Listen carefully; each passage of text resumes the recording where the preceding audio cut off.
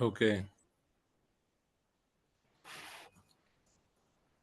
Hello, welcome everyone. Shashi, Vijay, Amit. Uh, yeah, Judy is also joined. So welcome, Judy. There are two Judys. It would be great if we can keep our cameras on. This is more a conversation. So it would be helpful if the cameras are on. But if you can't, then we understand. Um, but this is not a lecture. This masterclass is a conversation. So it would be great if you can quickly introduce yourselves, and then we'll get on with this. So once again, welcome to the ODeX Masterclass. This is a masterclass for organization development experts, and thank you very much for making the time and joining us. So very quickly, if you can share something about yourself and what what you are seeking and what excited you about making time for this masterclass. Shashi ji, if you begin. Hi, I'm Shashi Sinha. I am now Executive Director of my own entrepreneurial venture called Omark Media Services, which I have set up 3 months back after kind of going through my corporate career. 4 years with Adani Airports, almost 15 years with Hyderabad Airport, and 10 years with Times of India Response Bombay. So now I'm on my own, wearing multiple hats, and this was an interesting session. So I joined in to get benefited from the experiences and expertise. Thank you. Okay. Welcome, Shashi ji. Sibi,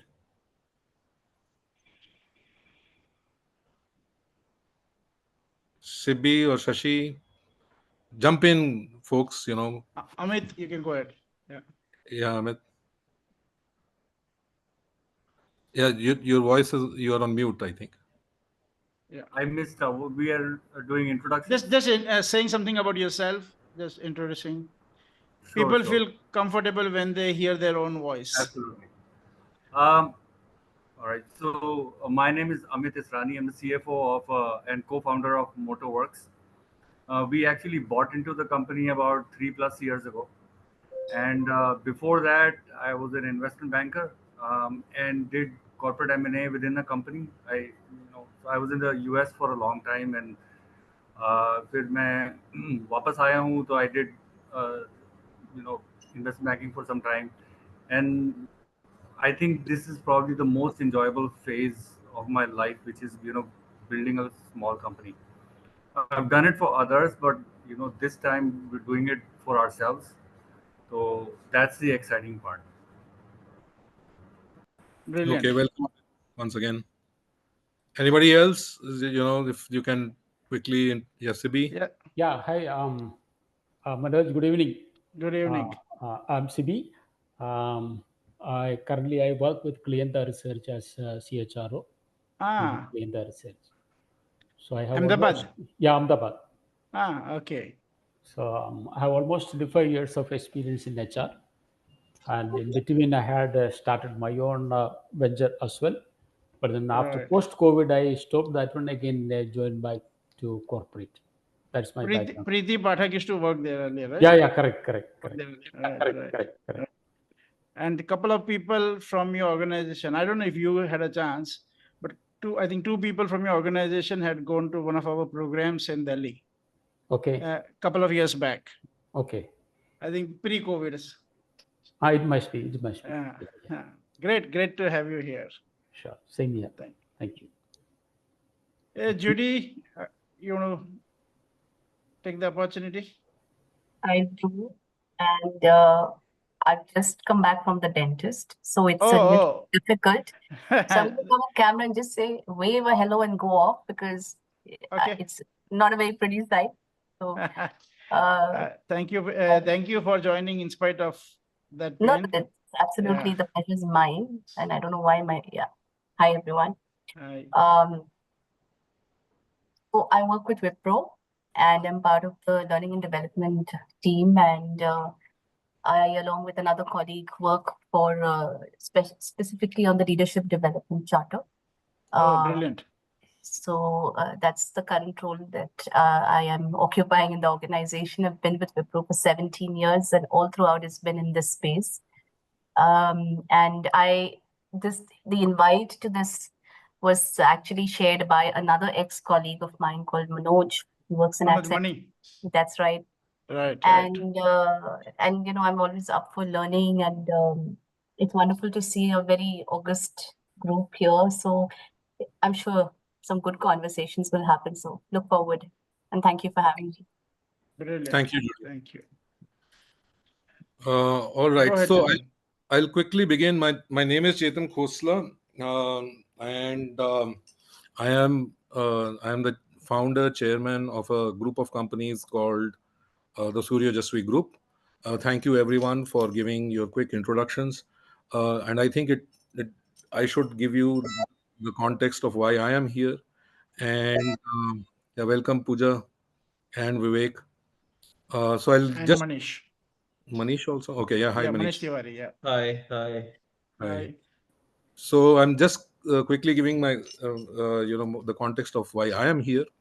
I'm as I said, I'm the founder chairman of a group of companies called the Surya Jaswi Group of Companies, and this is a group with a diverse range of interests, from manufacturing in aerospace and defense to software products. We build CRMs and other stuff for supply chain management, etc.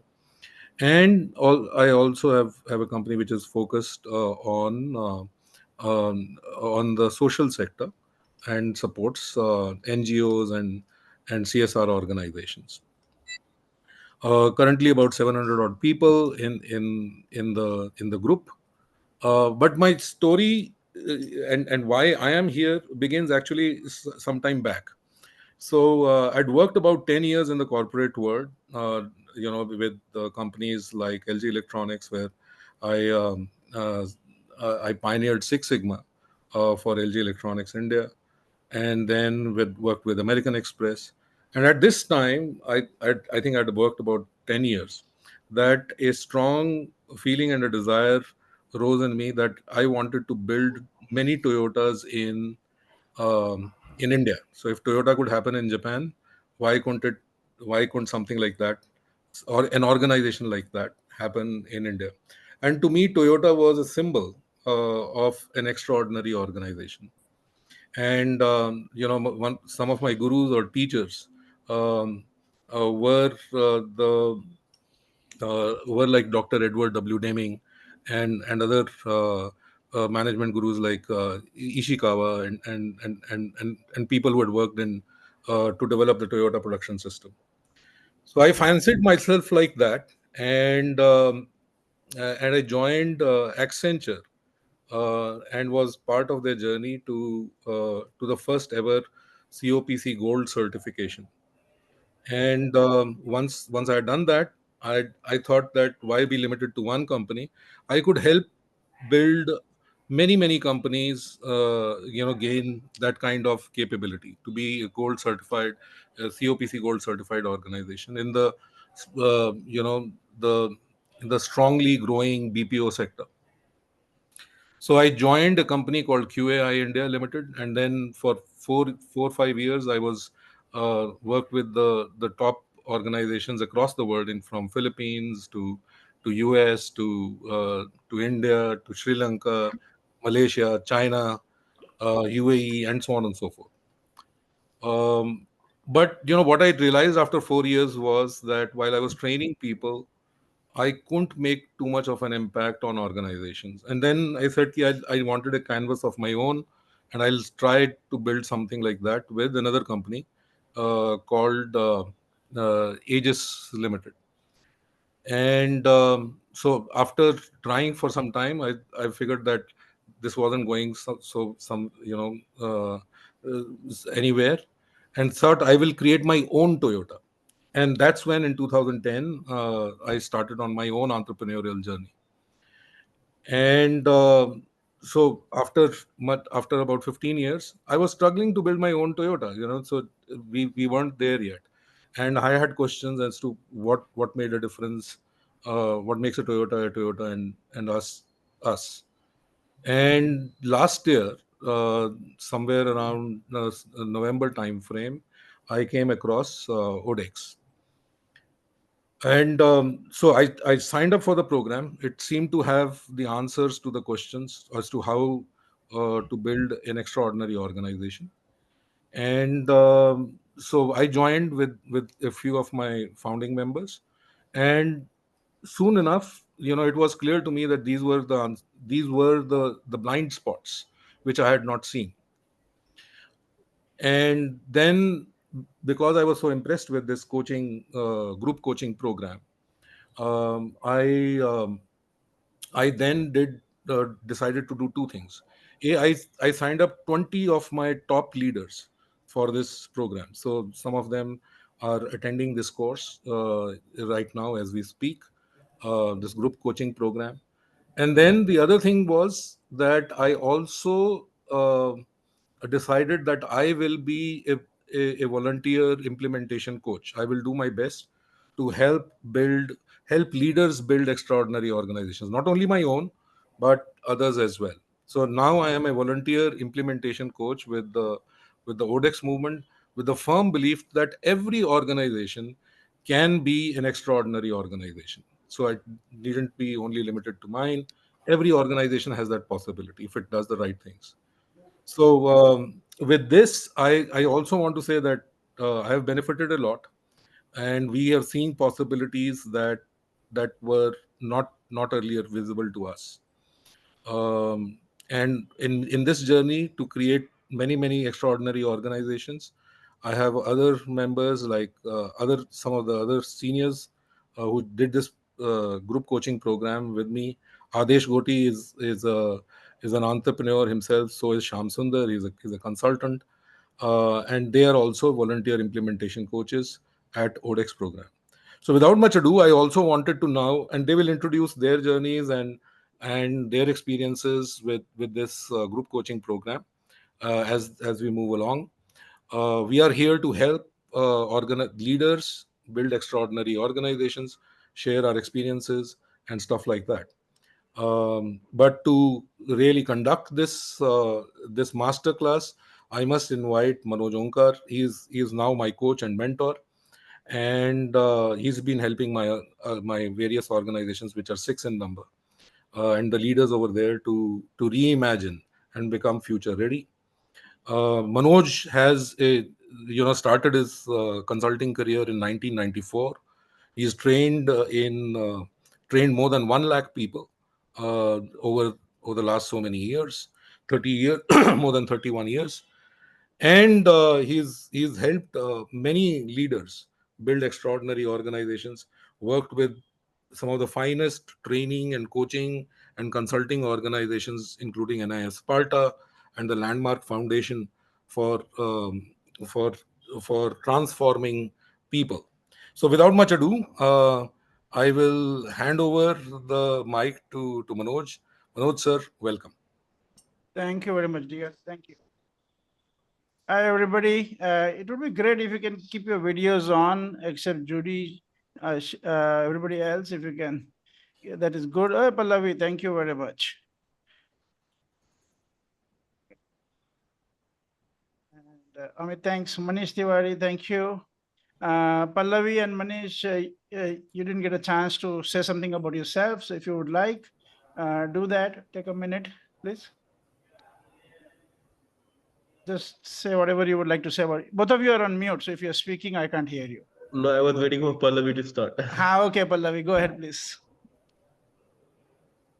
Yes, thank you, thank you, thank you so much, sir. I'm so pleased to see you and communicate with you because Ajay sir ji से इतनी बात almost every time that we are traveling to Sambhaji Nagar for a session, we will have at least one reference point which takes us to your name, and it is good fortune to really Thank you very much. be here on this platform. Thank you so much for creating this. Welcome. Sir, I am Pallavi. I am into healthcare and taking efforts to integrate at the level of body, emotions, energy, and soul I have taken efforts to uh, create a integrated approach to take care of neck, back, knee, shoulder, and other health related issues. I started my journey as a physiotherapist, which was a hardcore body level care that we were taking, and then as I understood it deeper, I could integrate. So this platform is really making a difference. I feel God has sent it in my life the right time. So that's about me, sir. And maybe Welcome. with more learning, we can do even better. Sure. Thank you very much. Thank you. Manish and Vivek, yes, you also didn't get a chance to share. So maybe you can go next after Manish. No, I'm really happy to be here, and I would like to thank Vandana. Vandana, she's one of my mentor, and Right. she called me yesterday and said that like I see your company is growing real like exponentially, and you should join this master class. And I had no idea about it, so she gave me a little idea and told me go ahead, join it, then we'll talk. I said okay, let's see what happens. So Brilliant. personally, I'm an entrepreneur. I have three different firms actually. One is into service domain in the IT, where we provide support in multiple channels. Like helping coaches in US mostly, and from different domain. And I'm doing it for last almost 15 years now. Oh, And wow. another one is into cybersecurity, where we have a bounty hunting platform where we assess different SaaS platforms, and accordingly we help them out with the ISO certification and all the other stuff. And the third one is a newly product which we have just launched, and 2 weeks back I have got an award from Economic Times for that as Oh, innovative product of wow. the year. So yeah, so that Congratulations. what thank you. So that what Vandana saw, and gave me a call that Manish, you should go ahead and attend this thing, and maybe it will be really helpful for you to get an idea how things work and all this stuff. Great. So what is the name of the company which in which you're working with coaches? It's Dream Reflection Media, and Okay. here we provide, help our coaches, like help coaches setting up their webinars and Right. events, and also making sure that their lead generation platform is taken care of, all those stuff. Keeping Ah, those things in mind, I launched the product Kia Builder, which where you can build your funnel website for free. I mean, it hmm. has got a AI powered system already in place, which help you with the strategy and also with the content and everything else which you need. Yeah. We had a startup in that field, also kind of attending one of our level 1 programs. Awesome, awesome. And do you work with SaaS itself, the SaaS company? Yeah, we do. We work Okay. with a lot of companies. No, no. See, The company SaaS. SaaS as a company? No, No. we don't. Ah, We okay. work. Okay. I thought you're talking about different No, SaaS no. platforms like No, SaaS Salesforce, as a company, Zoho. No, because we don't. they are also participated in some of our level 1 programs. Awesome, awesome, awesome. Okay. Good. Great to have you here, Manish. Vivek, Thank you. would you like to say something?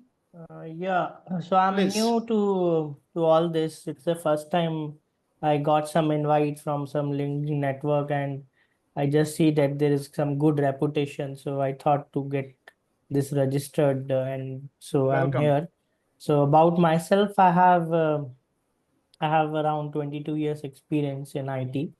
In the initial years, 4 or 5 years, I worked for HSBC Persistent Systems, number of Ah, MNCs, and then somewhere in 2006, I just left the job and joined Nirma University, some incubator. oh, So I have been, trained as a technocrat and as well as techno entrepreneur. So some initial failures because of lot of, sometimes we expect too hard things to happen easily. So initially 2008, 9, 10 was tough initially, but since I was in the early career, I didn't take it that too seriously. And then things starts picking up. Now we have a base in Ahmedabad. hmm. Basically, I'm from Dehradun, but Oh, kind of settled here from 18 years. And now we have a team of 35 people actively involved with different equation with several organizations. And so you kind of adjusted to the heat of Ahmedabad, eh? So I was in Pune actually in 2003, 4, 5, 6. So I was Right. in Kalyani Nagar there. Okay. But Right. yeah, so moving from Pune to Ahmedabad initially was tough. Tough. Definitely, Yeah, I yeah. like Pune weather like anything. Yeah, sure. I So understand. yeah, so things are going good. There is no as such regrets, but yeah, uh, I just want to scale something so that good to build something that I wish I could do that good for last something. So Brilliant. it's not easy for service organization to easily make something which the next generation or even somebody after you can take care of it. So it's easy to make business, but making a business long last without you is itself is difficult. So I hope that I will able to manage something over the years. Fantastic. Thank you very much. Yeah. Welcome. Kunj, welcome. And Kunj and Shashi and Pooja, if you want to say one or two lines about yourself, please do that. Oh, well, I will take this Yeah, up. Kunj. Hello. Great. Yes. Well, I would first of all thank Adesh for inviting me. I was just here for the exploring what's happening in here. So I'm Right. Shah. I happen to manage legacy business. I'm third generation into this family-owned business, and I personally take care of exports of silicon rubber products manufacturing. And we have got office in US, UK, Netherlands, and Russia. So happy to be here. Wish you all the best. Good. Thank you very much. Shashi, Pooja, Krishna, welcome. And if you want, you can write a line or two about yourself in the chat. That would be great. In case you want to unmute and introduce yourself, that you can do that also. Okay. So it would be great, by the way, if you can get your videos on, everybody, so we can interact. So the whole intention is to interact and not deliver a lecture. Okay. I feel sleepy in giving a lecture also. Forget attending a lecture. So it would be good if we can interact. Okay, cool. Thank you very much. So this whole conversation is around building extraordinary organizations, right? And so I'm going to assume that you're interested in building extraordinary organizations. Is that a good assumption? Yeah, Okay, definitely. everybody. Okay, great. So there are many ways one can look at an extraordinary organization. We have taken up three facets of it as the way we would understand it. So first thing we say is extraordinary organization is future ready. Second is a place where people bring their head, heart, and soul. And third is it is a positive contribution on the planet. Okay, so it's not that it does a positive contribution. We're not talking about CSR or anything. We're talking about its existence itself is a positive contribution on the planet. So these are the three spirit, you can say guiding spirit for us when we are talking about extraordinary organization. And then we are going to talk about today the 5 pillars for building extraordinary organizations. Okay. And by the way, if you want to ask a question, anytime you can interrupt and ask, don't worry. So the 5 pillars, as you can see behind Chetan's this thing, behind Chetan, the 5 pillars we are talking about is transforming leadership, transforming culture, breakthrough strategy, execution, and talent management. And most of you would have received an invite by email for the meeting, and in that also the brochure is there. Plus, we can send it to you if you need the brochure again, which has all this information. Right? Vandana, welcome. Okay, so before we go ahead, I'll ask a question. And feel free to respond the way you would like it. Okay. So if you look at a long term, 25 years and more, what's your big dream? What's your most important objective?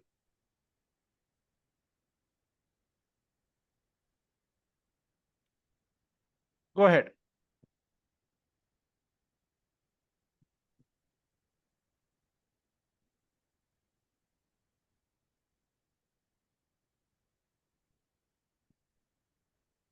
2050, right? 25 years from now, right? If keeping that in mind, what's your most important objective? You're free to think beyond that also.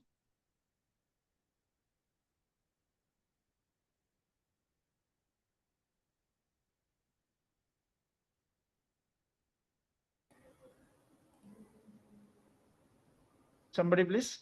I know it's not a conventional question. It could be, according to me, it could be like touching the lives of people and contributing the humanity. Brilliant. So yeah, that is my objective of existence for the next 25 years, if at all it is there. Yeah. Yeah. But I think So, people are. so I can say that it's not easy though. Building a company may be too small, contributing to the society, which makes bigger than life Yes. achievement is better, but it is not easy even to visible. Sometimes, we are in day-to-day activities so busy that Yes. but I wish that one day I will get to have or know some opportunity where I can make a dent to bigger than my life. But otherwise, life is, I have no complaints with my life. So I'm happily. What's the dream? What's the most important objective?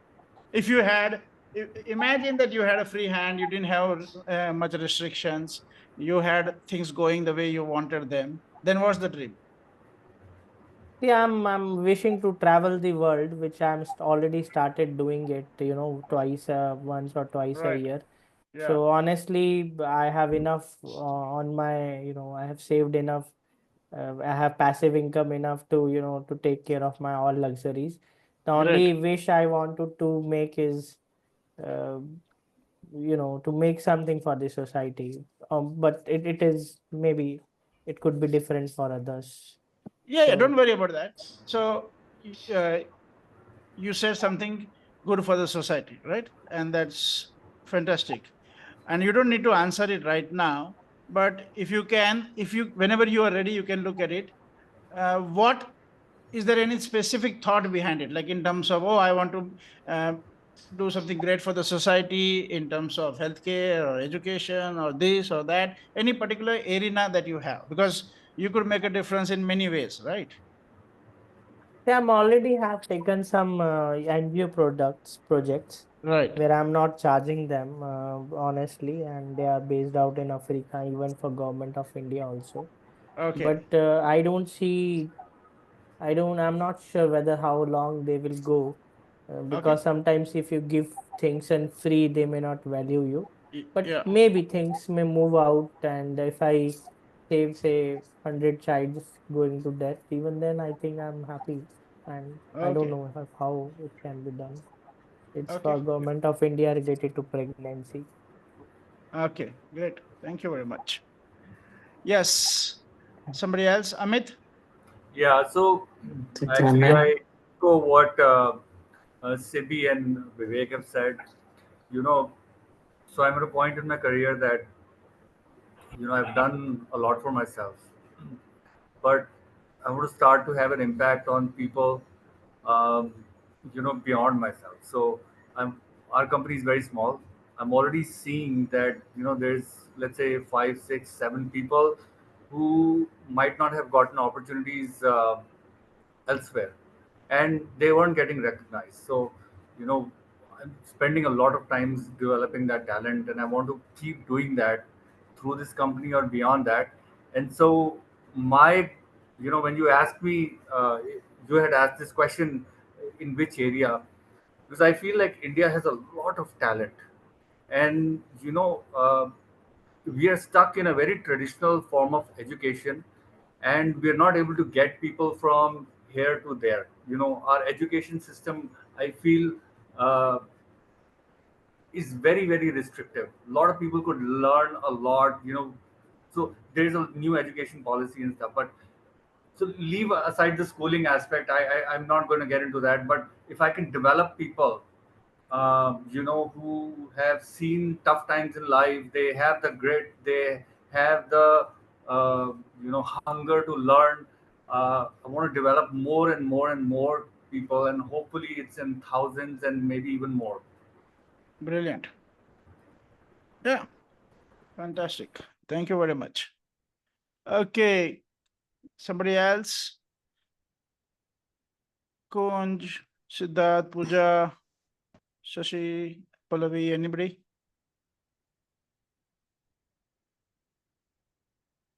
Okay. Adesh, you are saying something? Yes, sir. I want to make Go a ahead. profitable organization and I want to touch the mark of at least 1000 crore by the coming 10 to 15 years. And like if I earn a lot, then I can serve a lot. This is what I believe.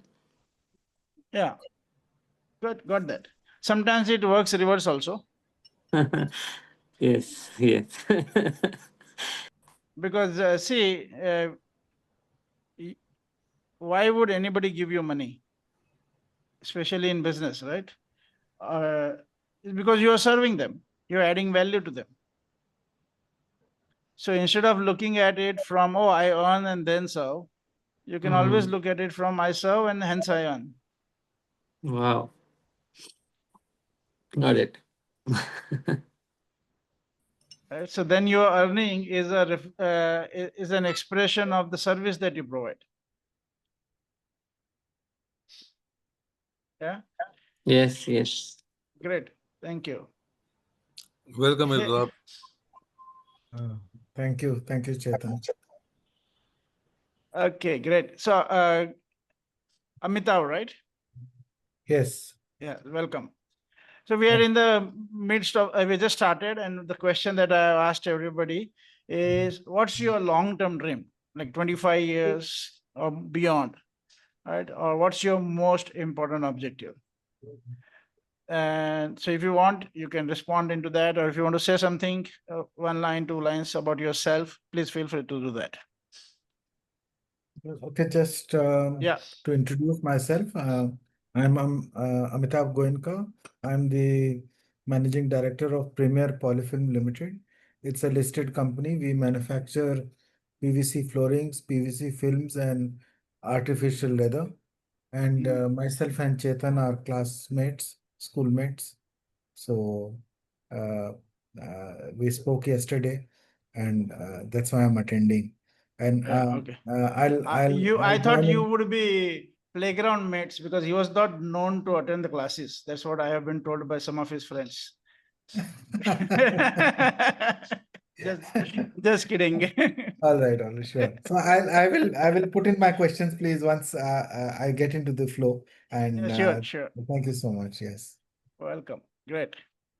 Okay, so we're going to look at this 5 pillars that I mentioned about building extraordinary organizations, right? And the 5 pillars we talked about are leadership transformation, culture transformation, strategy, breakthrough competitive strategy, strategy execution, and talent management. Okay, so what I would like to do is give you a choice which one you want to start with. So there are 5 pillars, as you can see behind Chetan. So which one you want to talk about first? What is more burning problem or an area of interest for you? Leadership, culture, strategy, execution, talent management. You should. We start from there. Leadership, probably. Leadership. Okay, brilliant. Thank you very much. We prefer to start there. As you can see, that's the first thing that we have put. But yes, great. So let's look at leadership and from the context of building extraordinary organization. First question for all of us here. What is the most important job of a leader? Hey, Pranav, welcome. Is that your name? Or if you can put your name there and if you can get your video on, that will be great. VC, welcome. Yes, everybody, what is the most important job of a leader?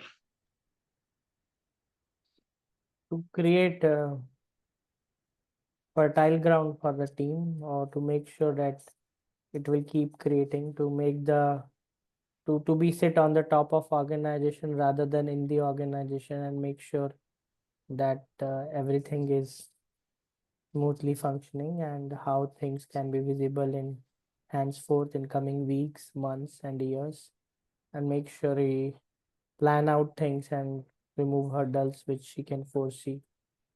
Okay, brilliant. Thank you. Somebody else? What's the most important job of a leader? I think Yeah, I'll Judy. according to me, many things really, but to my mind, what's coming right now is helping people to dream big, Right. and maybe giving them impetus also to bring that to life. Brilliant. Thank you very much. One last person. What do you think is the most important job of a leader? I think of two things. One is setting a vision. I think that's very, very important, and then creating an enabling environment for people to work to their fullest. Right. Brilliant. So, as you can see that these are all valid, right? And there will be many more valid ways to look at it. And one of the things that we look at leadership as, the most important role of leadership as, is to ensure an extraordinary future for the organization. The job of a leader is to ensure an extraordinary future for the organization. Right? Does that make sense, everybody? Yeah, it does. It It does. makes sense. Yeah. And whatever you said is in sync with that. But we want to kind of articulate it in a way that puts it very easy to measure. Are you ensuring extraordinary a future, or you're focusing somewhere else, right? Now, let's look at what are the challenges. So there are multiple challenges so one is when we look at building extraordinary organizations, right? We have to look at how we spend our time and energy. There are three places where we can spend our time and energy, and these are three places where our energy can get consumed. So first is the day-to-day routine. Of course, the day-to-day routine doesn't come alone. It comes with firefighting. So you can say day-to-day routine plus firefighting. That's level one. Level two is your business model. And level three is your building the organization. Now, where do you think people spend most of their time?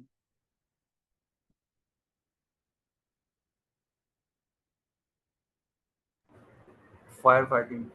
Firefighting, right? And the routine. So the routine is so seductive, it can make you busy for 48 hours if you had 48 hours in a day. Right? It never ends. By the time you have completed your first checklist, the other is almost ready. Yes. So most of our time gets consumed in the day-to-day, the routine, and the firefighting. Now, May I say something? yeah, sure. I used to tell my CEOs that they begin their day by looking for, हाँ आज कहाँ पे आग लगी है. So all the CEOs, I would say, this is how you spend your day. You begin your day by saying, where is the fire? Yeah, because it makes you look like a hero. You're doing firefighting, so it's good for your ego. The only problem is the more time you invest in your routine and firefighting, which is the one that is getting compromised? Where are you not able to invest time? To build the organization, right? And unfortunate part is for most of us, if you don't build the organization, nobody in your company is going to focus on that, because they are all tuned towards dealing with the routine. They're dealing with the routine and the firefighting. That's what they're tuned for. So if you're thinking that, no, I will delegate organization building to somebody else, mostly it's not going to happen. So that's the first problem, where we invest our energy, okay, and time. But energy is more important than time. The second part is, as our friend Amit was pointing out, The problem is also with education, and all of us have had education, schooling and other college and everything, and we are to some degree contaminated because of that. And what I mean by that is we have been trained to master past. We are all PhDs of the past, right? We have great understanding of everything that has already happened, right?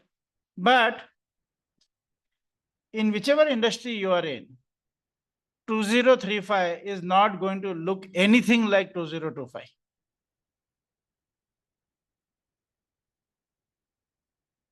And you have no training on how to sense that future. Of course, there will be people who will do predictions and everything, but it's, you know, how much importance you should give to that, right? So we don't have any training in sensing the future.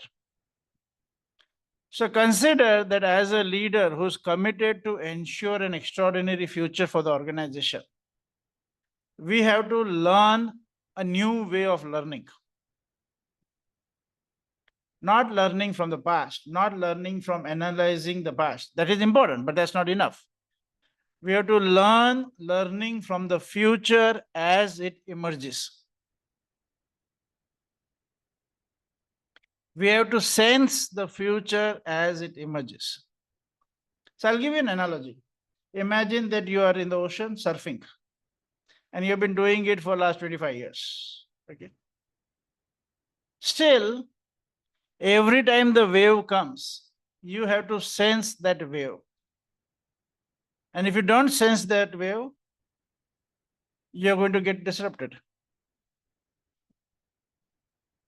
So the whole job of leadership includes uniquely the responsibility of sensing the future as it emerges and then designing the game in sync with that.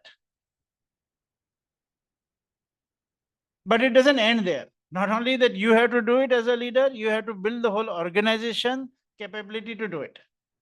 So that your leaders and your frontline, everybody is trained to sense the future, so that you can co-create your future in sync with the emerging future. And to make it easy, let me ask you, how many of you know of companies that were extraordinarily successful at some time and then got into trouble? Nokia comes to my mind. So everybody, just shout out some names. Kodak. Kodak, yes. Nokia. Nokia, yes. BlackBerry. BlackBerry, my favorite. Right. Vivek, if you're speaking, you're on mute, right? Baidu is one of them, the latest one. Baiju's, the Vodafone here, right? And so many stories, right? It's a I have seen businesses doing very good and failed. I have seen other way around also. So yeah, things are probably there are two things I would say. Earlier it was not so, or I was not so actively watching things. Maybe right. it was so earlier also, 20 years back when I was young and I have a, so it looks like to me in the last 25 years things have been changing far more frequent. Yes. But it could be because I was not actively watching it Watching. earlier. So Both are because I valid. was young, so I was young, so I haven't been seen those years. So Both are valid. But the whole point is future changes while you are confident of the past. yes. And then you get disrupted. And the bigger you are, the more you think that you are beyond failure. You can never fail. And that is the beginning of the disaster. Right? And all This these is all Robin these big Sharma companies, said, right? all these big Ro- companies had all the money and all the management knowledge and everything, but they just stopped sensing the future. So our job as a leader is to train ourselves, get ourselves trained in sensing the future and then have not only us, but the whole company be in the role of sensing the future. VC, welcome back with your video. Any question, anything so far? So we're looking at leadership, and as so far, and what we are looking at is the role of leadership is to ensure an extraordinary future. What comes in the way is, one is we are a PhD of the past. We are not trained in how to learn from the future as it emerges. Second is where we spend our energy. We get our energy consumed in our routine and firefighting, and we don't have that energy required to build the future. So these are some of the blind spots. There are many more. We're not going to go into all of them today, but this is to kickstart the whole conversation. And the last thing about leadership that I want to address is we have to move. See, unfortunately, the world is programmed to look at leaders. The world is obsessed with leaders and not with leadership. We need to develop a mature understanding of the difference between leaders and leadership. You don't need leaders, you need leadership. And when you can create the organizational culture of leadership where everybody can take initiative, everybody can think, everybody can have ownership, everybody can bring new ideas and collaborate and co-create. That's a different world of leadership, instead of you depending on some specific individuals only for leadership. So let's pause that. If you have any question on whatever I have said so far, most welcome. And otherwise, we will go to any one of the other pillars. Amitav, Sham, Vivek. I just want to say something here. Sure. But, the pace of change or the pace of disruption, yes, has extraordinarily increased, over the past, let's say, 2 decades. Yeah. You can see that that pace has just increased, and we have actually entered a space today where prediction or predictability is totally gone. I agree. As of today, you have 3-4 wars going on across the globe. You have hostile environments, you have countries trying to protect themselves at and you see, in between all this, the um, the one ahuti that is there of business only, of trade. So if there are 2 countries which are fighting with trade or otherwise, it is the business that suffers. And as a leader of your organization, it becomes very difficult to actually sense this. Of course, it also is more difficult because we are busy with firefighting too. And but even otherwise, I think that it is quite difficult to sort of predict or be on the right side, of that prediction or of that call, whatever one takes. Nobody can predict today. Yes. That's true. Welcome.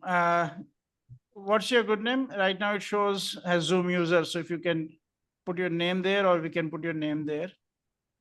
Somebody just joined in. Manoj, Judy here. Yeah, Judy, go ahead. Request you in brief, if possible. You want to double click on, what you said about the call to leadership and not, just having leaders, because that's so much about building a kind of mindset and culture, right?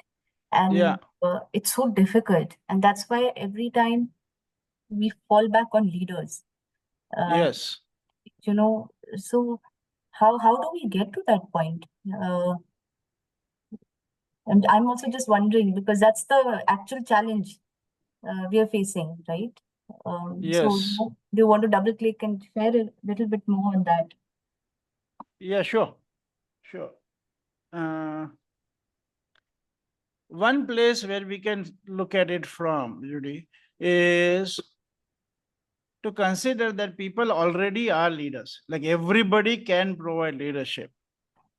It's just the way we structure our organizations and the way we manage our conversations in the organizations is that people can't provide the kind of leadership that they're capable to provide.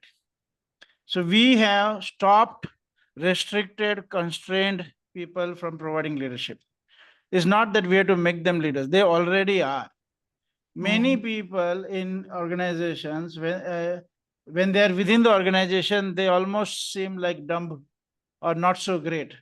And same people, when you see them in other areas of their life, or when they go out and start business, or when you see them in some other places, you will say, oh my God, this person is providing so much leadership, so taking so much initiative, making things happen.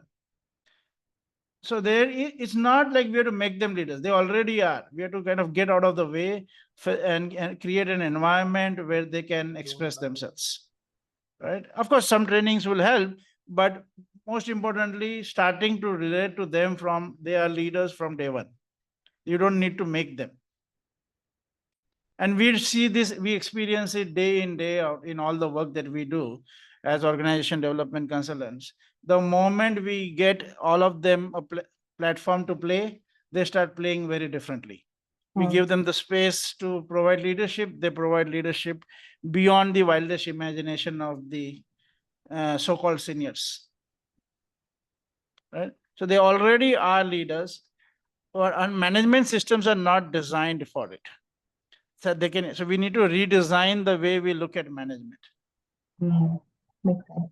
Unfortunately, if you look at our management systems are completely outdated. Okay, the whole thinking is completely outdated. Most of the management world that you see has evolved from post-World War, right, and the beginning of industrialization. And the whole game was to get agriculture labor and other artisans to come and work in the factories and get the productivity. So you wanted some human machines to work with machines to get output. That is the beginning of management thinking. How do you get human machines to give up whatever else they were doing and come and work with machines and get output? That's the beginning of management. Unfortunately, that's also the end of management. It hasn't evolved much after that. Now you're just making the carrot more beautiful. You're just packaging the carrot differently. But you're still operating from human machine, working with either other human machine or working with machine. Maybe the machine is your laptop, doesn't matter. Or maybe it's a very hi-fi machine. But the fundamental management thinking is of human being as a resource. Until the time we are going to relate to that as a resource, our management is going to be very, very limited. So we have a whole different work that we do in the program, in this program itself, is we train people. How do you really operate if you're looking at people not as a resource, but as a source? Right? So I was once a speaker at a HR conference, and they were talking HR 4.0 and all that stuff. I said, I don't know about all this HR 4.0 and all that. I said, the day you stop thinking of human resource, that day you are actually thinking. Otherwise, you are just operating from the inherited thought process of management thinking. And that is completely outdated. So I hope, Judy, you got some tidbit for you to start thinking there. Thank you. Thank you. Shashi here. I'm sorry, Yes, Shashi. this was playing truant with me, but I wanted to no problem. add, when you started that a leader's job is actually three-pronged. First is decision making. Second is forward planning. So every leader has to do this decision making and forward planning. Yes. And as you grow a little bit, when you have people following you, then perhaps you start creating a leadership pipeline. So when you look at this decision making and forward planning at different levels, at the level of a beginner, at the level of a mid manager, at level of a top management functionary, or even at a board level, you will see that the fundamentals remain the same, only the complexity increases. So I wanted to kind of start with that, but then I could never get a voice on the platform.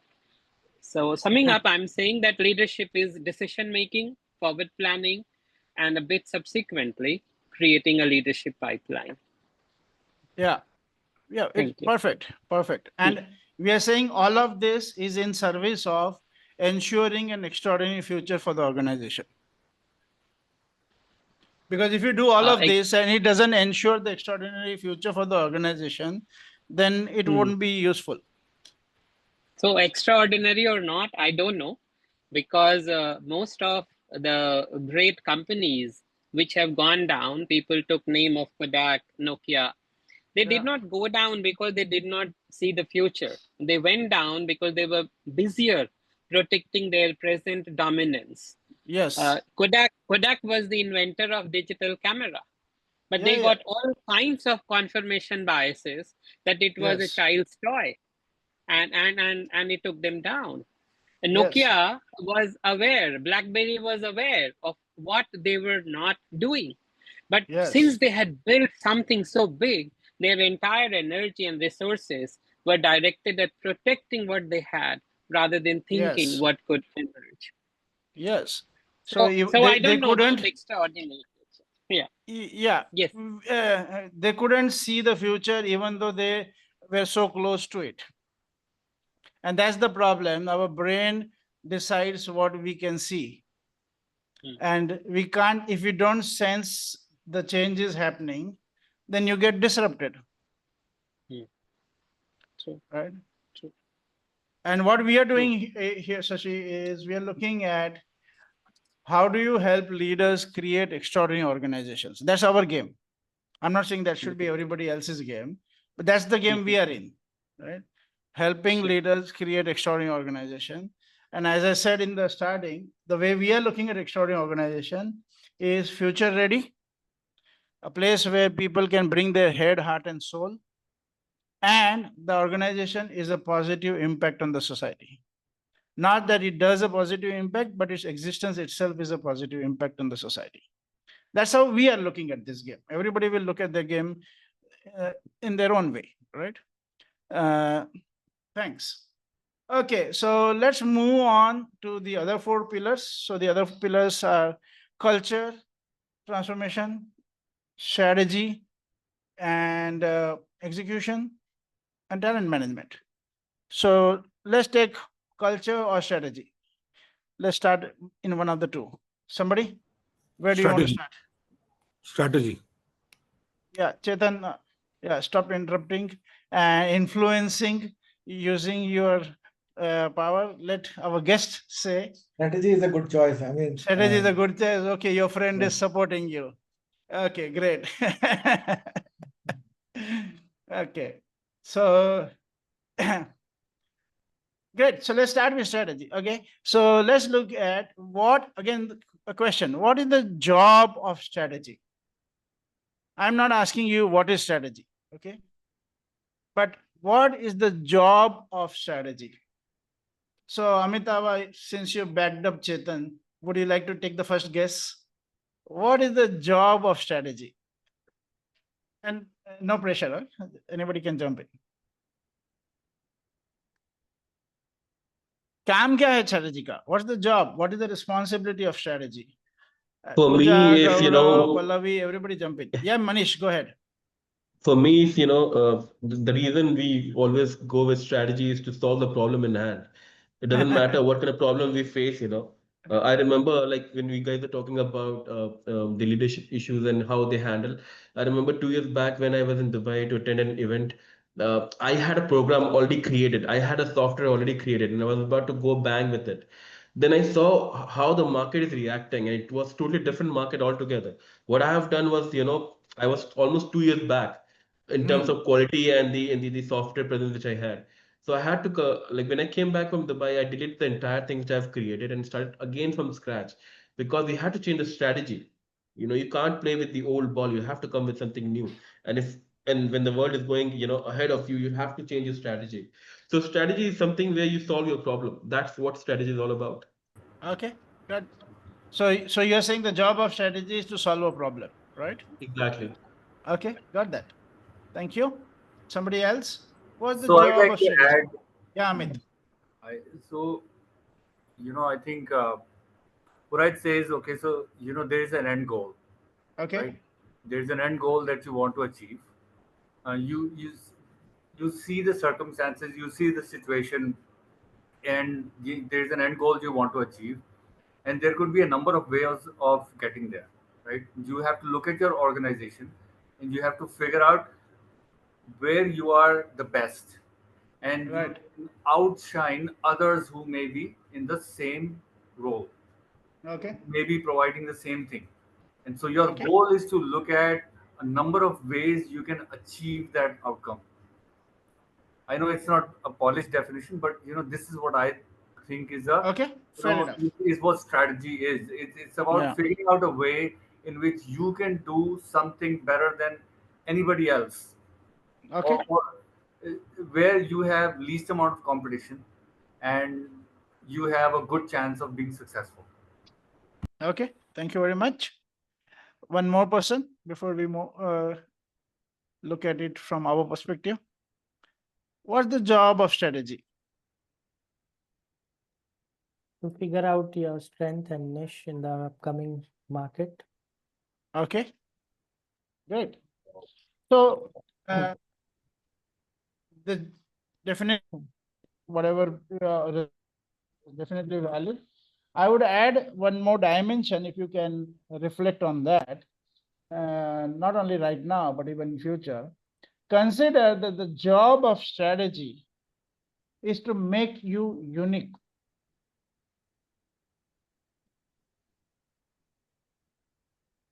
But that's not a complete sentence. Consider that the job of strategy is to make you unique in the eyes of customer.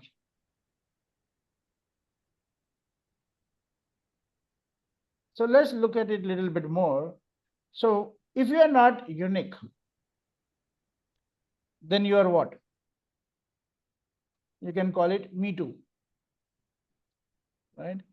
So if you're not unique, then you are a me too.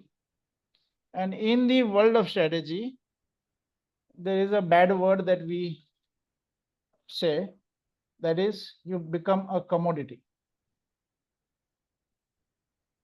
So if you're not unique, then where the market is going to always try to make you into a commodity. Like gravity pulls you down, in the same way, market will always try to convert you into a commodity. Now, what's the problem with being a commodity? What's the problem with being a me too? Who controls the price? In a commodity market, who controls the price? The market does. The market does, right? What about brand loyalty? It goes up or goes down? What about prices? They go up or go down? What about margins? They go up or go down? So as you can see that as you start engaging looking at the world of commodity, you realize brand loyalty is compromised. Your margins are always under pressure, right? And the margins are under pressure. What happens? Is your expenses also reducing? No, expenses are still high.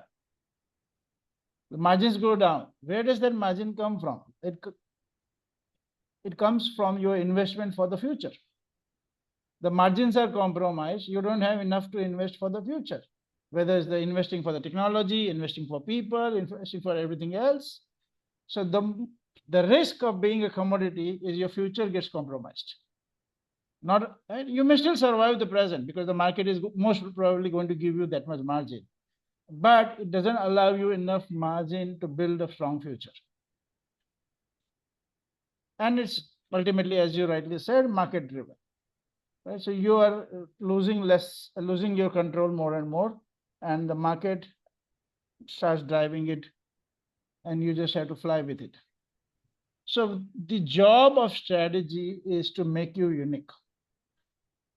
And we use a framework, many of you would be familiar with it. It's by Roger L. Martin, who's considered as in some forms, it will be considered as the #1 management thinker. He used to work with Michael Porter, and he was also in Monitor Consulting Group, which was Michael Porter's group, and he was a co-leader there. And then, of course, he worked with he was a dean of a management, this thing in Canada. And here's this book that he co-authored with Procter and Gamble CEO, A.G. Lafley. The book is called Playing to Win. And there's the whole game called, the framework called 5-choice framework, in which you look at 5 elements. And the first is your winning aspiration. And one of the things that he says is most companies don't have a winning aspiration. They have a playing aspiration. They're not designing themselves to win. They're designing themselves to play. They're designing themselves to not lose. And not lose is a very different thought process than a winning aspiration. What you do to not lose is very different from what you do to actually win the game. And there's a whole journey beyond that. But competitive strategy, specifically, we are focusing on competitive strategy. It's about how do you win in the marketplace, not how do you survive in the marketplace, how do you not lose in the marketplace, but how do you win in the marketplace? How do you be unique in the eyes of the customers? Now, there's a whole journey for that. How do you actually discover the world of the customers newly? How do you see the market newly? How do you see the needs and challenges newly? How do you see the future newly there? So that's a whole different game. But first important thing is to understand, do you have a strategy to play, or do you have a strategy to not lose, or do you actually have a strategy to win in the market? And is it making you unique in the eyes of the customers? I want to add one thing over here, Please. a very right point that you said. I think another important aspect is also to very well know who your customer is. Yes, that's the starting point. Yeah, because you see, not everybody, you can't cater to everybody, and you have to be very, very sure that this is my customer's persona. This is the kind of customer I want. Yes. And that your strategy has to be aligned like that. Completely. Without that, you can't even talk about strategy. And the first question you answer is, what's the customer segments you want to serve? And what needs of this customer segment you want to serve? That's the second question. And third question is, how do you serve those needs in a way that you have a sustainable competitive advantage? So you are bang on, Amitav. Thank you. Okay, somebody else, questions? Or what are you getting in the conversation so far?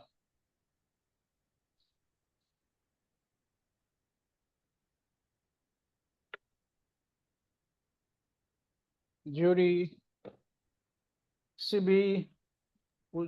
I'm good. Okay, great. Shashi, Manish, anything for you? Gaurav, welcome back. Your internet seems to be patchy.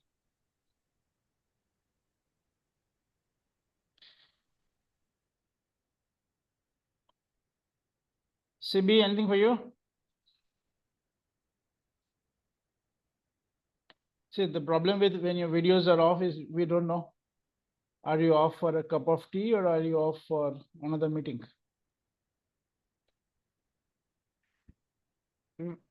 Vivek, anything for you? No, I'm good. I think I agree. Up to you. Okay, great. Thank you very much. So let's move on to the second pillar in the framework, but third in this conversation. So we looked at a little bit about leadership, we looked at a little bit about strategy, and let's look at the culture. So there are two major shifts that we think are required if you want to build extraordinary organization. And of course, there will be many more, but this two starting point, right? So the first one we say is there has to be a shift from ego thinking to eco thinking. And I'll say something more about that. So what do we mean by ego thinking? We mean thinking within a boundary. So when I say me, my team, my department, my area of specialization, right? Even my company, my customer, whatever, you are thinking in a boundary. And the smaller the domain in which you play, right, you become very soon, you become irrelevant or you become the problem. So in corporate language, we also call it as silo thinking. But I think sometimes it doesn't capture the gravity of the situation. So we need to move from ego thinking to eco thinking. Eco thinking is all inclusive. How are you actually considering and being mindful of the whole picture instead of being obsessed with the smaller part of the whole picture? And when you, like one of the things we say in companies to be provocative and to trigger the thought process, and especially when we're talking to different department heads and people from different departments, we say, if you're married to your department, then you are divorced from your company. In this game, you can only have one marriage. Are you married to the company or are you married to your department? Now, those of you who have worked with bigger companies, you've seen this problem.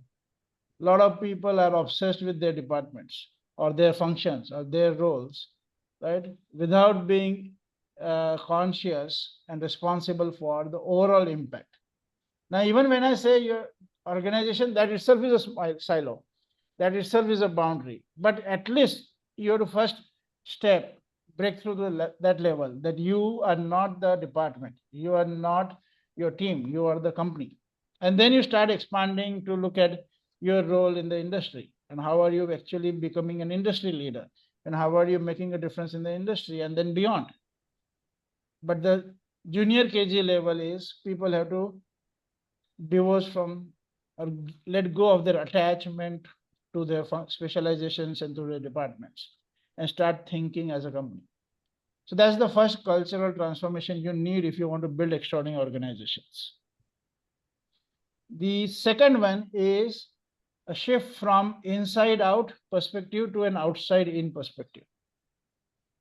See, as you become successful, as companies become successful, they get very happy with their products, their services, their technology, their thinking, their vision, their blah, blah, blah.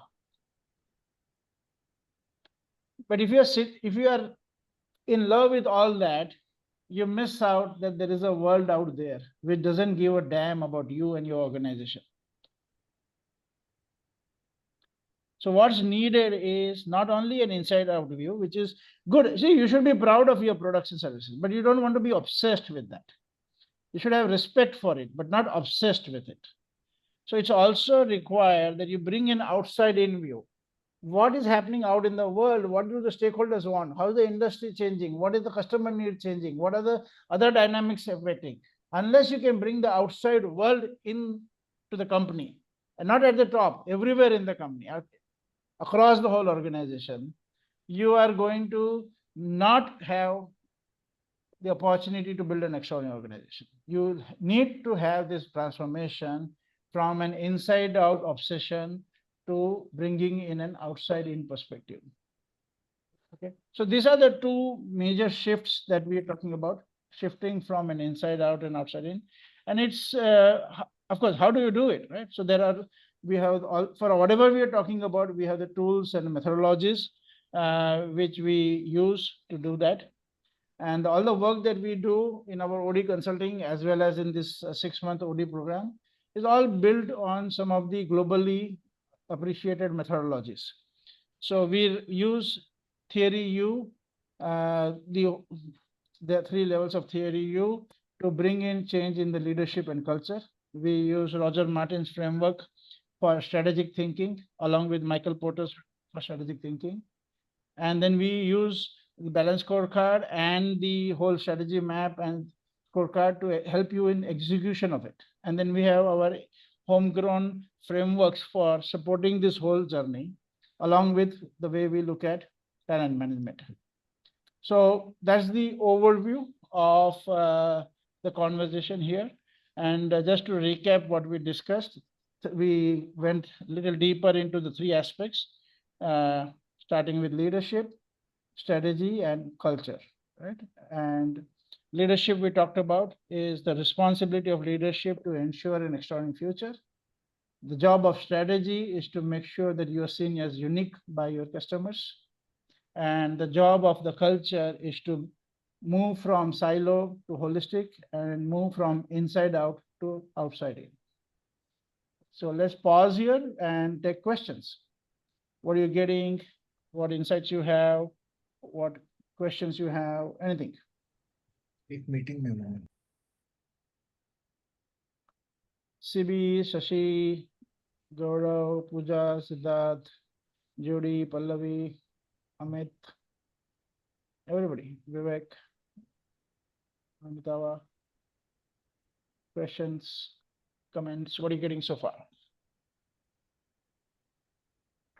I really like what you said about it's very catchy, but it's so profound. When you said if you're married to your department, you're divorced from the organization, right? And we're seeing this play out in so many large-scale organizations, like you said, where we have independent kingdoms being run. Yes. So totally resonates. Good. Thank you.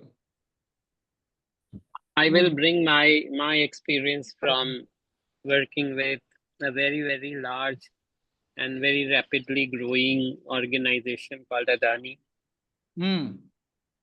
You have such aggressive targets. You have such aggressive ambition for your department, for your function. It stretches you so much on one hand. And on the other hand, the organization itself is expanding at a rapid pace. You really don't know. And it is a Williamson's wild goose chase kind of a growth strategy where they're growing in unrelated areas. So I don't know. After listening to you, I feel we were so strongly torn apart. How to achieve your very, very aggressive targets, and you're being monitored so aggressively. And then look at the organization. I mean, how is it humanly possible? How to do it? Yeah. True. It is challenging.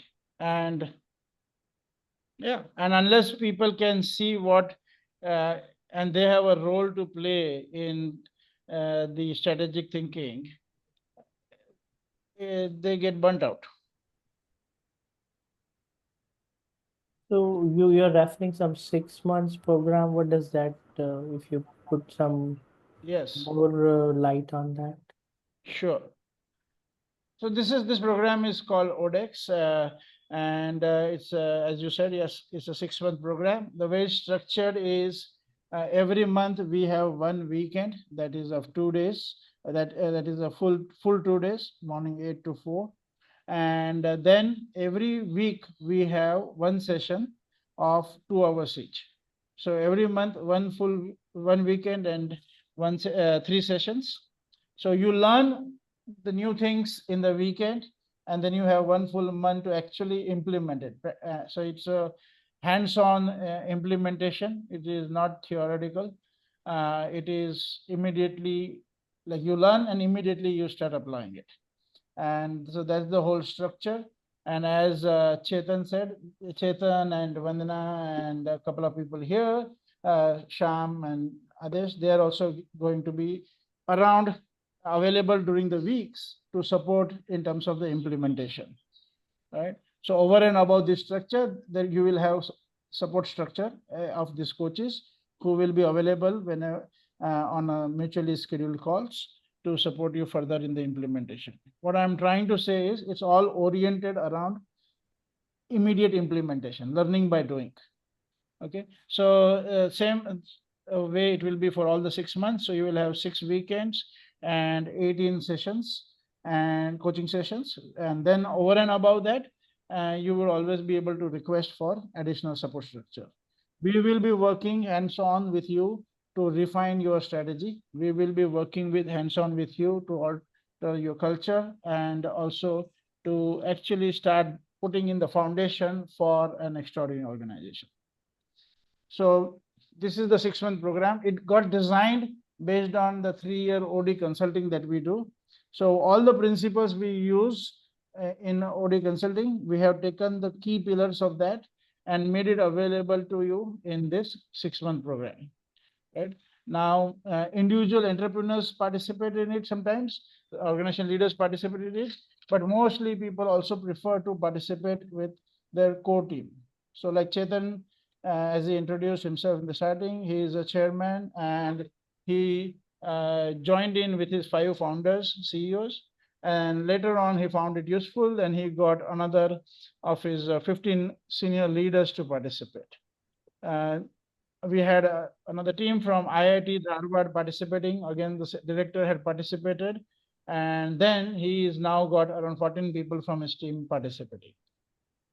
And then we sometimes we also do a dedicated in-house for a large organization where they have bigger numbers of senior leaders. That's also possible. So it's a 6-month course. As I mentioned, the tuition for that is 3 lakh rupees per person plus tax. And yeah, so it starts from 6th of September. The next cohort, we have done 4 cohorts, and the next cohort is going to start from 6th of September. So Vivek, thanks for asking. And does that give you all the information you need? Yeah, thank you. Great. So is it specific to some location or it is all through It is virtual? online. Yeah, it's all online. Because we have participants from all over the country, and sometimes we also have participants from outside. So we are doing completely online. Okay, thank you. Thank you.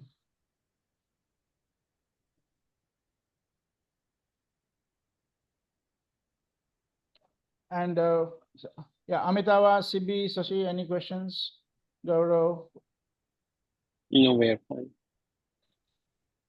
Okay, so what we're going to do is I'm going to put in my number here, and others should also do that, team members. And if you send in WhatsApp message, we will send you a brochure on that in case you're not received it. And also you can feel free to connect with us.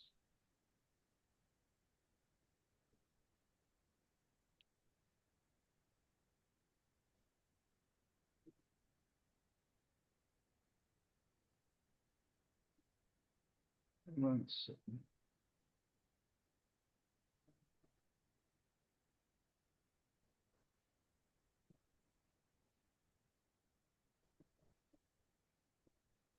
Great. So any questions before we wrap up?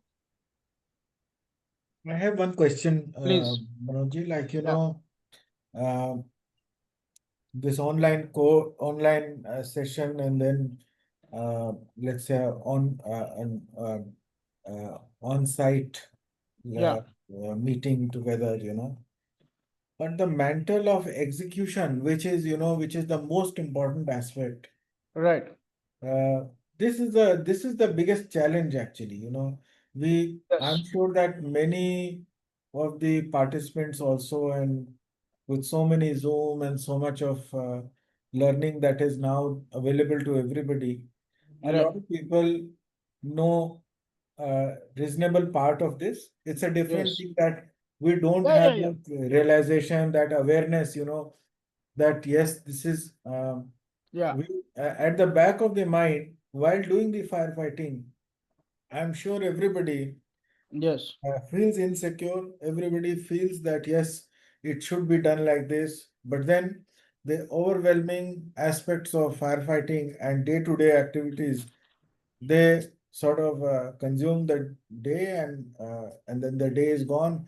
and next day again it's the same old story. Yeah. So, and why people have not been able to do it, probably, number one, they have not been able to think it through. Thinking part, of course, with your course, people can understand, they can get that idea.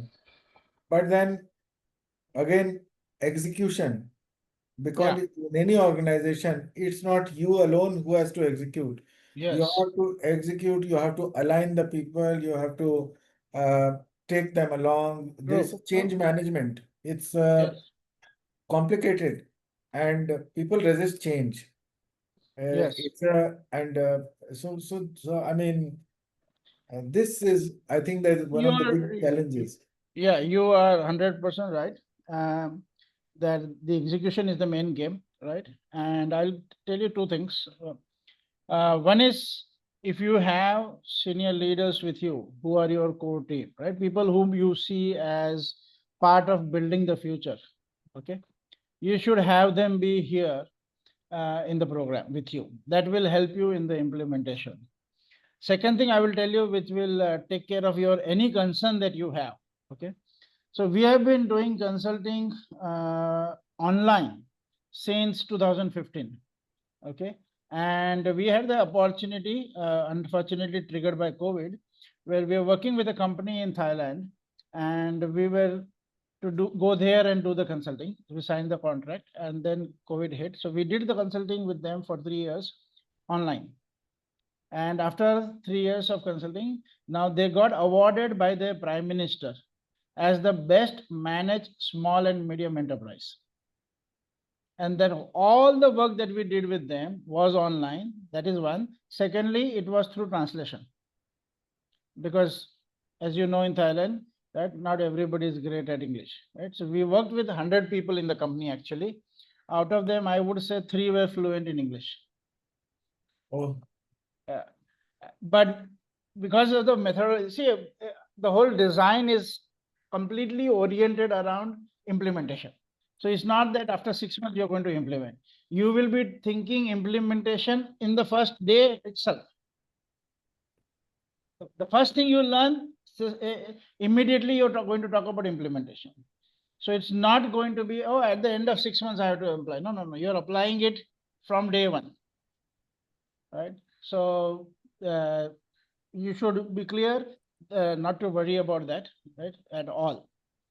Like, that is what is the whole power of the course. Is it's all completely designed around implementation, and miracles are guaranteed because the implementation is happening. Yes, yes. But it will be always easier for you. Your concern is valid, and we find it that if you have your core team with you in the program, right, it becomes easy to transform the whole organization. Right now, we are doing another program for a company which is around 1,200 people. We are right now working with their top 30 people. Right? And we are training them from day one in transforming the whole organization. And it's happening because every month the progress is being tracked on all the parameters, and there are tools for that, right? So we are using all the tools for that. So you should be clear that we are dedicated to implementation. That's the whole, if you can say, the USP of the course. I think you're absolutely right that unless and until core team is also not participating, then that much challenge becomes that for you. leader is increasing his challenge because he's learning. Yes. And then he has to make the other people also understand the same thing, do that. So we used to tell Chetan initially that you're not the chairman, you're the CEO. He said, what? I said, no, you are the chief education officer for your group. Right. Unless you change the thinking process in the whole group, you can't create the magic. Right. So you are the CEO, but different CEO, chief education officer. Correct.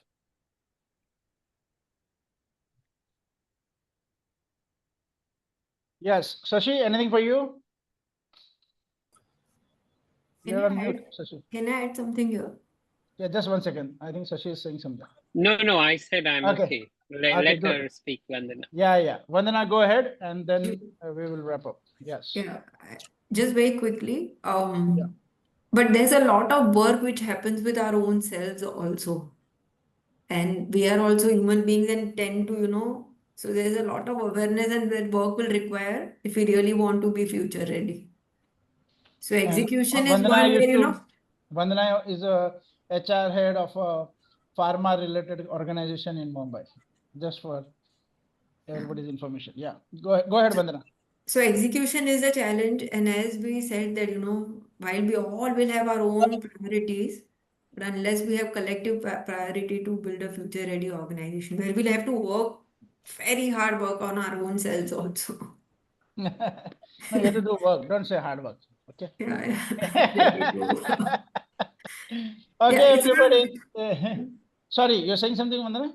I mean, yeah, it's a challenge. I agree with him, execution, but the moment the intent is there, I think it happens. As Manoj is saying, the course is designed in such a way that you have no choice but to implement. My view is that the unique design of the course. One of the advantages is that if you come with yourself, I think the core team should be present. But you also get to see, because this is not just a training program. You're actually working on problems, on strategy, on product, on customer segmentation, on things like that. And then you get to see other organizations also, and what uh, uh, and they could be from very, very different fields. And then when you look at the solution that comes up, or the problem or the challenge, and consulting is happening in a joint environment over there, you see the application in another industry, in another function, applicable to yourself, to your company, to your organization, and it just makes it far, far more richer. And it also differentiates you from others in your industry.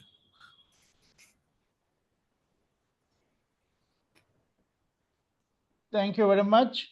Amitabh, anything else for you? I just want to add one more thing on the Please. talent management. I just have one take, although we didn't discuss it. It's a short duration today, so that's fine. Yes. But on the talent management, uh, the way I think about is that I think that we are very good at picking who is not a good fit. So I will give you one way we say is 50% of all problems start with the wrong people in the wrong role. Right. Okay, and we help you ensure that you are not doing that. We have a whole system which is designed to revolutionize the way you look at talent. But that's like a full day workshop at least to start with, right? So that's something we'll address it in the program. Thank you very much, Amitava, and it would be great if you and your team can participate in this. And I don't know how big is your team? My team size is reasonably big. I mean, but I'm unable to pick out people that who could probably. I'm not clear. Okay, I'll guide you if you want. Yes, definitely. Look at people who you are willing to listen to their thoughts. You think their thoughts are worth listening to. Now, I don't care if they're at a very senior position, but if you think their thoughts are not worth listening to, then they are not part of your core team in this context. And people who are at a junior level, but you think that their thoughts are worth listening to, and they are part of the future that you want to build, they can be your partners for building the future, then you should include them. It's not hierarchy. It is about, do you see them as somebody who would partner in building the organization? And they have thinking, they have the capacity to think, they have a certain level of ownership for the organization. So two things you can look at: ownership and the capability to think. And don't look at hierarchy. Right. I'm not saying ignore hierarchy, but don't be kind of stuck with that. Does that help you in some way? Definitely. I think I always see a lot of talent and a lot of good IQ as you go down, you know. And that's something that I have seen, you know, as people rise up, that Yes. gets less, you know. And sometimes it's a good idea to say some people you should choose on your and invite them, and some people you can just open and say, okay, we are going to use this methodology to build our future. If you want to be part of it, please join. So it's also self-selection. Some people who don't want to be part of building the future, they will kind of select themselves out. Right. Right. Great. And you can be in touch with Chetan, and if you want, we can schedule a call together. Okay, if you would like to do so. Thank you very much, everybody. Take care. See you soon. Thank you very Thank much. you. Thank you, Manoj. Thank you, everyone. Bye, everybody. Thank you, everyone. Thank you. Lavi, Gaurav, Siddharth, thank you. Thank Thanks, you. Vandana, Adesh, Chetan, great. Chetan, thank you very much. Take care. Thank you.